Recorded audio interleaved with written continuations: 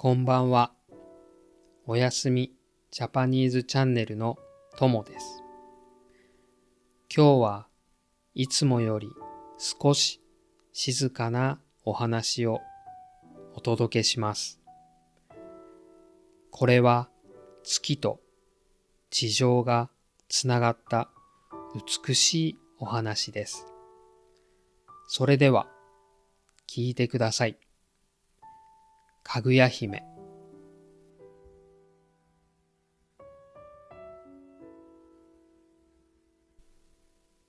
昔々、ある山のふもとに竹を取って暮らすおじいさんとおばあさんが住んでいました。ある日、おじいさんが山へ行くと、一本の竹が優しく光っているのに気がつきました。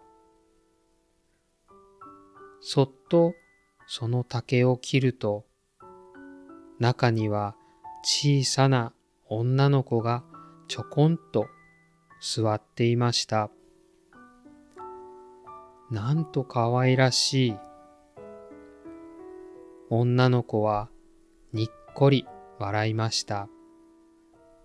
その笑顔はとても優しくて温かいものでした。二人は女の子にかぐや姫と名前をつけ、本当の娘のように大切に育てました。かぐや姫はすくすくと育ち、まるで月の光のように美しい女の子になりました。かぐや姫の美しさはやがて都にまで伝わりました。5人の身分の高い男たちが結婚を申し込みますが、かぐや姫はそっと首を横に振りました。私の心は誰にも渡せません。それでも男たちは諦められませんでした。かぐや姫はこの世に一つしかない宝物を探してきてくださいと言いました。男たちはそれぞれ難しい宝物を探しましたが、誰一人手に入れることはできませんでした。かぐや姫は少し寂しそうに微笑みました。ある日、帝はこっそりかぐや姫の家を訪ねてきました。かぐや姫を見た瞬間、帝の心は温かさでいっぱいになりました。あなたのような方に会えたのは初めてです。かぐや姫は優しく目を伏せて言いました。私はこの世の人ではないのです。それから二人は手紙を時々取り交わしました。二人の心は少しずつ近づいていたのかもしれません。けれど、その心がそっと触れ合うことはありませんでした。月が大きく光る夜のこと。かぐや姫は空を見上げてつぶやきました。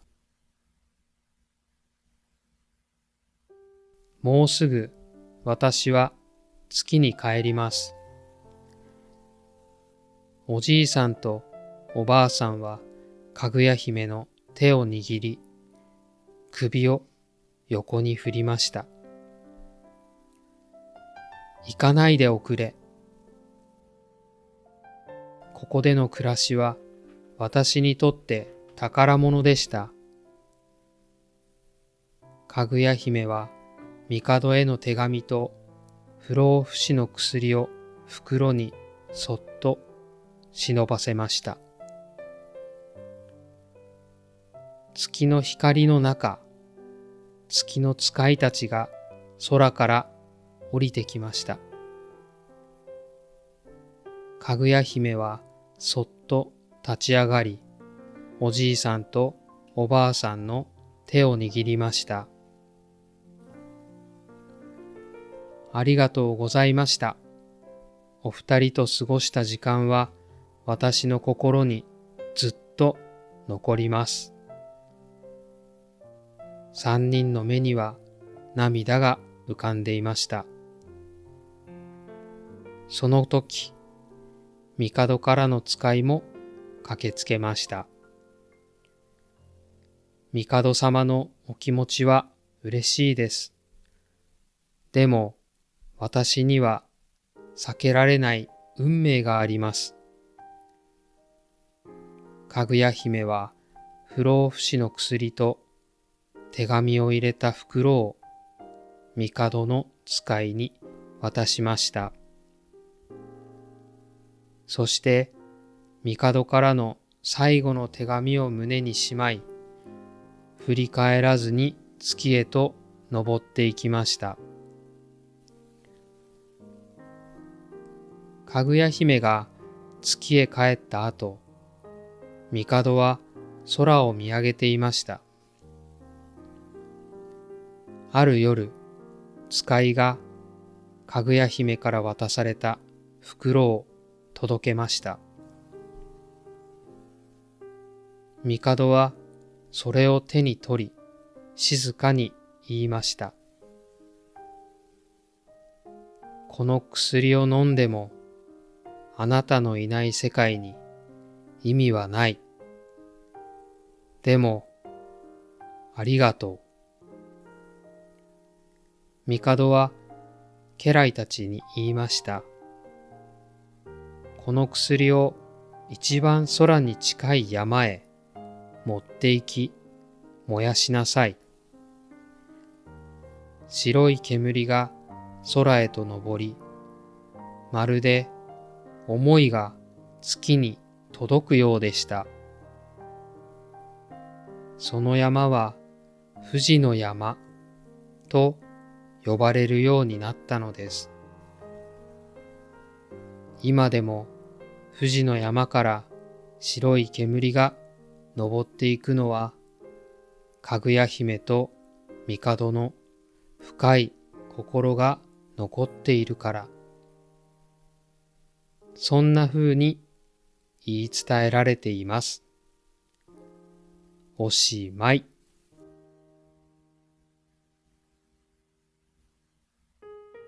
空へと登っていったかぐや姫。残された人の心には、言葉にはできない思いが確かに残りました。人を思う気持ち、優しさ、そしてさよならの中に残るつながり。かぐや姫の物語は今もそっと月の光の中に生き続けています。それではまた次の動画でお会いしましょう。おやすみジャパニーズチャンネルでした。おやすみなさい。